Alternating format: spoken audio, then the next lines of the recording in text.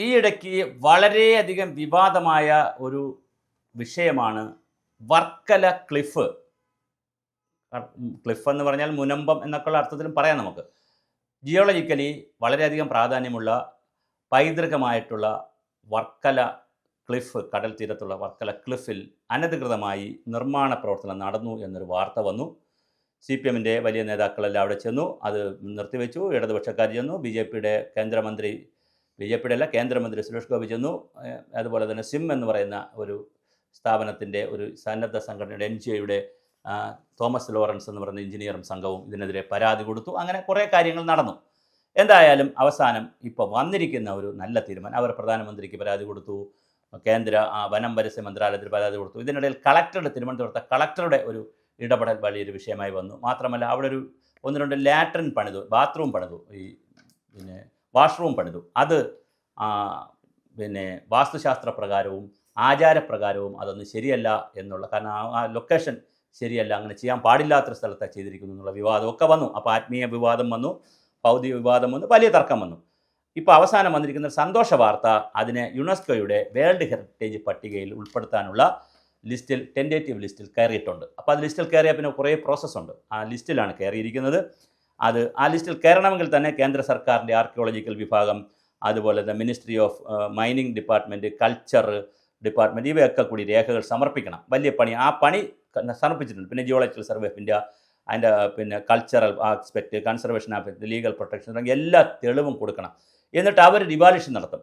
യുനെസ്കോക്കാർ, international union for conservation nature, IUCN എന്ന് പറയുന്ന ഒരു ഏജൻസിയാണ്. അവർ വിദഗ്ധമായ വിലയിരുത്തൽ നടത്തും. അവർ സ്ഥലം സന്ദർശിക്കുന്നുണ്ട്. എന്നിട്ട് അതിന് വേൾഡ് ഹെറിറ്റേജ് കമ്മിറ്റിയുണ്ട്. ആ കമ്മിറ്റിയുടെ തീരുമാനം വന്നു കഴിഞ്ഞാൽ അത് വേൾഡ് ഹെറിറ്റേജ് സൈറ്റായി മാറ്റും. പക്ഷെ അങ്ങനെ മാറ്റിക്കഴിഞ്ഞാൽ വളരെ സന്തോഷകരമായ ഒരു വാർത്തയായിരിക്കും. അതാകാനുള്ള ഘട്ടങ്ങളും അങ്ങനെ നടന്നു വരുന്നു. ടെൻറ്റേറ്റീവ് ലിസ്റ്റിൽ, താൽക്കാലികമായിട്ടുള്ള ലിസ്റ്റിൽ കയറിയിട്ടുണ്ട്. രാജ്യമോടത്തെ പതിരപ്പെട്ട ടെൻറ്റേറ്റീവ് ലിസ്റ്റിൽ ചേർക്കും. വർക്കല ഇപ്പോൾ ഇവിടെ ലിസ്റ്റിലുണ്ട്. ഇത് ഈ പറഞ്ഞ പോലെ ഇനി ചരിത്രവും ഭൂമിശാസ്ത്രവും അതിൻ്റെ പ്രാധാന്യവും നിയമപരമായ കാര്യങ്ങളും സംരക്ഷണവും ഭാവി പരിപാടിയും എല്ലാം കൂടി വരുമ്പോൾ, അത് വിദഗ്ധരുടെ ഒരു ഫീൽഡ് സന്ദർശനവും എല്ലാം കൂടെ വരുമ്പോൾ അത് തീരുമാനമാകും. എന്തായാലും വളരെ സന്തോഷകരമായ കാര്യം. അതിൻ്റെ ശാസ്ത്രീയമായ മൂല്യം എന്താണ്? അത് വർക്കല ഫോർമേഷൻ എന്നാണ്. മില്യൺ വർഷങ്ങളുടെ, നൂറുകണക്കിന് ദശലക്ഷക്കണക്കിന് വർഷങ്ങളുടെ, മില്യൺ വർഷങ്ങളുടെ സെഡിമെൻ്ററി ശിലകളാണ്, അവസാദ ശിലകളാണ് അവിടെ രൂപപ്പെട്ടിരിക്കുന്നത്. അത് ജിയോളജിക്കലി വളരെയധികം പ്രാധാന്യമുള്ളതാണ്. അതിൻ്റെ വർക്കലി ഫോർമേഷൻ എന്നാണ് ജിയോളജിക്കാരായി ഇട്ടിരിക്കുന്ന പേര്.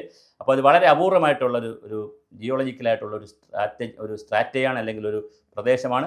അതുകൊണ്ട് തന്നെ അത് കൃത്യമായി അതിനെ സംരക്ഷിക്കപ്പെടാനുള്ള സാധ്യതയാണുള്ളത്. ടൂറിസം വളർച്ചയും ഇങ്ങനെ വരുമ്പോൾ അതിനൊരു ജിയോ ടൂറിസത്തിൻ്റെ ഒരു സാധ്യത വർക്കലയ്ക്ക് വരും.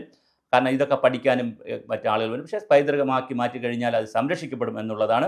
പരിസ്ഥിതി നാശനം വളരെയധികം കുറയും, പരിസ്ഥിതി സംരക്ഷണം നടക്കും, കൺസ്ട്രക്ഷനും ക്വാറിയിങ്ങും പൊല്യൂഷനും എല്ലാം നന്നായി നിയന്ത്രിക്കപ്പെടും. സാംസ്കാരികമായ ഒരു പ്രാധാന്യമുണ്ട്. ജനാർദ്ദന സ്വാമി ക്ഷേത്രം, പാപനാശം ബീച്ച്, ആയുർവേദ പാരമ്പര്യം എന്നിവയൊക്കെ ഈ പൈതൃക പട്ടികയിൽ വന്നു കഴിഞ്ഞാൽ അതിനൊക്കെ കൂടുതൽ പ്രയോജനം വരും. കേന്ദ്ര സർക്കാർ നോമിനേഷൻ ഡോസിയർ ഇനി തയ്യാറാക്കണം. അതിൽ കേരള സർക്കാരും അതുപോലെ കറക്റ്റ് നിയമങ്ങൾ, പഞ്ചായത്ത് രാജ് സ്ഥാപനങ്ങൾക്ക് സംരക്ഷണ നിയമങ്ങൾ ശക്തമാക്കണം. ഏകദേശം 2-3 വർഷങ്ങൾക്കുള്ളിൽ, ഒരു 2027 വർക്കല ക്ലിഫിന് ഇത് സാധ്യതയുണ്ട്. അതുകൊണ്ട് തന്നെ വർക്കല ക്ലിഫ് എന്ന് പറയുന്ന ഞാൻ പറഞ്ഞ തീരുമാനമുണ്ടാകാനുള്ള എല്ലാ സാധ്യതയുമുണ്ട്. സാധാരണയായിട്ട് 4 മുതൽ 6 വർഷം വരെ എടുക്കും. പക്ഷേ ഇത് ഒരു 2-3 വർഷം കൊണ്ട് ചിലപ്പോൾ കിട്ടാൻ സാധ്യതയുണ്ട്. വിവിധ ഏജൻസികൾ ഇതിനകത്ത് ഇടപെടേണ്ടതുണ്ട്. നമുക്ക് കൃത്യമായ ചില വിവരങ്ങൾ ലഭിക്കുന്നതനുസരിച്ച് ഞാൻ പറഞ്ഞ പോലെ സംസ്ഥാന സർക്കാരിനും അതിനകത്ത് താല്പര്യം വന്നിരുന്നു. പക്ഷേ ഇത് വേറെ രീതിയിൽ ശ്രദ്ധിക്കാതെയൊക്കെ വന്ന കളക്ടറുടെയൊക്കെ ഒരു നോട്ടക്കുറവ് കൊണ്ടും ശ്രദ്ധിക്കാതെയൊക്കെ വന്നൊരു വിഷയമാണ്. പക്ഷേ അതിപ്പോൾ വളരെയധികം ശ്രദ്ധയിൽ വന്നു. നാഷണൽ ലെവലിൽ തന്നെ, ദേശീയ തലത്തിൽ ശ്രദ്ധയിൽ വന്നു. ഇവിടുത്തെ ഗവൺമെൻറ്റും അതിനെ സീരിയസ് ആയിട്ട് സപ്പോർട്ട് ചെയ്തു. അവരുടെ സപ്പോർട്ട് വേണമല്ലോ സ്റ്റേറ്റ് ഗവൺമെൻറ്റിൻ്റെ. അപ്പോൾ സ്റ്റേറ്റ് ഗവൺമെൻറ്റിൻ്റെ സപ്പോർട്ട് ഉണ്ടായിരുന്നു. രാഷ്ട്രീയ പാർട്ടികളുടെ, പ്രത്യേകിച്ച് അവിടുത്തെ MLA ആണ് CPM-ൻ്റെ ജില്ലാ സെക്രട്ടറി വി ജോയി അവരുടെയൊക്കെ നല്ല സപ്പോർട്ട് അതിനകത്ത് വന്നു. പിന്നെ ഈ തോമസ് ലോറൻസിൻ്റെ, പിന്നെ സുരേഷ് ഗോപി മന്ത്രിയുടെ, അങ്ങനെ കക്ഷി രാഷ്ട്രീയത്തെ നിതമായി എല്ലാവരുടെയും ഒരു ഇടപെടൽ അതിനകത്ത് വന്നു. അത് കൃത്യമായി വർക്കല ക്ലിഫ് യുനെസ്കോയുടെ IUCN പഠനം കൂടി കഴിഞ്ഞാൽ, വിലയിരുത്തി കഴിഞ്ഞാൽ അത് പൈതൃക പട്ടികയിൽ കയറാൻ സാധ്യതയുണ്ട്. അങ്ങനെയാണെങ്കിൽ അന്താരാഷ്ട്ര തലത്തിൽ വെബ്സൈറ്റൊക്കെ അടിച്ച് നോക്കുന്നവർക്ക് ഇത് കാണാൻ സാധ്യതയുണ്ട്. അങ്ങനെ കൂടുതൽ പൊളിറ്റിക്കലായിട്ടുള്ള കാര്യങ്ങളൊക്കെ ചിന്തിക്കുന്നവർക്ക് ഒരു സ്ഥലവും കൂടിയായിട്ട് ഇത് മാറും. അതുകൊണ്ട് തന്നെ തീർച്ചയായിട്ടും ഇതൊരു വളരെ പ്രധാനപ്പെട്ട പ്രദേശമായി മാറാനുള്ള സാധ്യത വളരെ വലുതാണ്. അപ്പോൾ അതുകൊണ്ട് തന്നെ തീർച്ചയായിട്ടും വർക്കല ക്ലിഫ് അന്തർദേശീയ തലത്തിലേക്ക് ശ്രദ്ധ വന്നു കഴിഞ്ഞു. ടെൻറ്റേറ്റീവ് ലിസ്റ്റിൽ വന്നു. ഇനി ഫൈനൽ ലിസ്റ്റിൽ വന്ന് നമുക്ക് തീരുമാനം ഉണ്ടാകണം.